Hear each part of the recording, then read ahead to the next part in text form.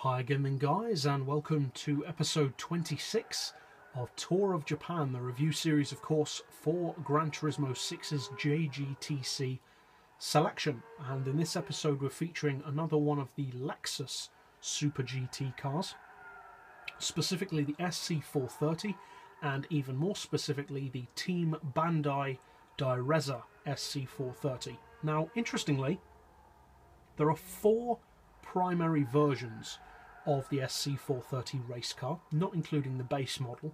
Two of them are slightly newer, two of them are slightly older. Now this is one of the older models, and interestingly there are quite big differences in the visual design of the older models when compared to the newer ones. They are much more different than you'd think, especially from the back. The rear bumper with its diffuser arrangement and winglets is almost completely different to the newer model. It's much simpler, much cleaner, much smoother, and would appear to have a lot less downforce. Overall, as you'd probably expect from a slightly older version of the same car, some of the specs are a little bit inferior, but not very much. It's still a very capable all-round machine. Now, as far as the engine, it shares a 4.5 litre, like all of the other SC430s. This one can be fully tuned to 907 horsepower, so slightly less than the newer models, which are around 916. The torque figure is 656 pound-feet, and it weighs in, like the other Lexus SC430 models, 1100 kilos. So again, one of the lighter GT500 cars. Many of them weigh up around the 1150 region, and one or two even weigh more than that. So as far as weight, it's pretty much on par with the lowest of the GT500s in terms of weight, which is good, and it's also one of the most powerful. The PP is also very good on this particular car.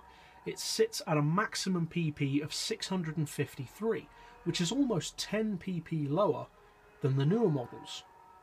Why is that superior? Well, for those of you who haven't heard me mention this before, having a lower PP I would say is a good thing, because it allows you to have more spec at a lower level.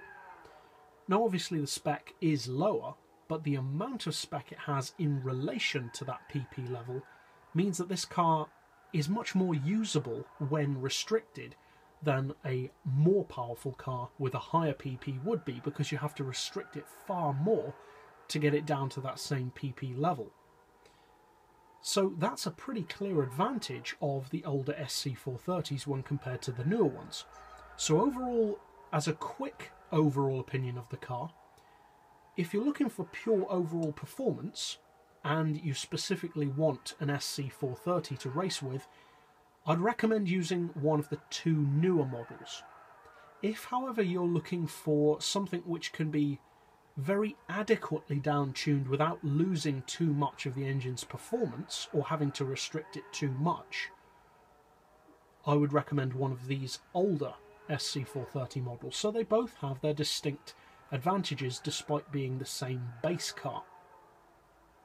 Now the power to weight ratio is again not quite as high as the newer model, as you'd expect, having slightly less power, but it's still very high at 825 horsepower per tonne.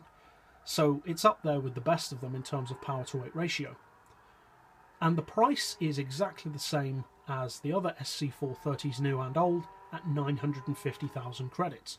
Now in some of the other JGTC models, I would say, as I did recently in one of my other episodes, that I wouldn't necessarily recommend buying it because it's the same price for an inferior product. But in the case of this car, that's different, because as I mentioned just now, it does have the advantage of the lower PP capabilities, really, that it has. Only to select people, however. As I said, if you're looking just for overall performance, then it's not a superior car. If you plan on actually using realistic regulations in your race, though, then this car does have more to offer, especially if it's going by PP, as well as, if not instead of, just purely power. In terms of overall straight line performance, Alongside all the other SC430s, it's a very quick machine, similar to the Supra in some ways.